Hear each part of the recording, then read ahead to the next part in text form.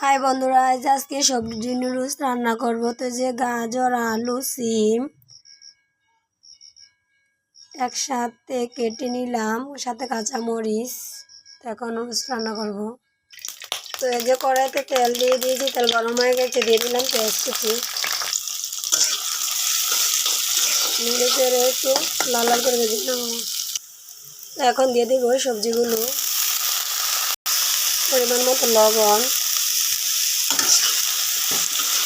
নেড়ে চেড়ে ভেজে নেব।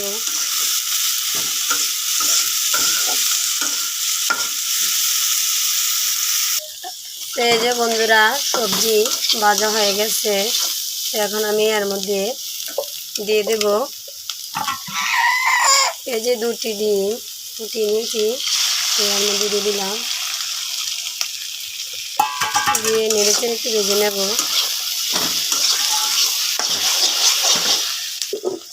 এই যে বন্ধুরা, সবজির সাথে যে ডিম আমি ভেজে নিলাম। এখন আমি দিয়ে দেবো টমেটো কুচি, দিয়ে সবজির সাথে মিশিয়ে নেব।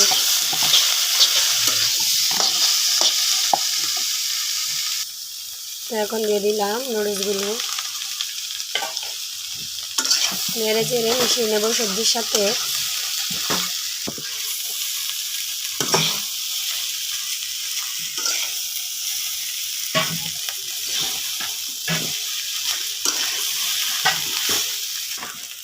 মিশিয়ে নিলাম নুডলসগুলো। এখন দিয়ে দিলাম নুডলসের মশলাগুলো। এখন মশলাগুলো মিশিয়ে নেব নুডলসের সাথে।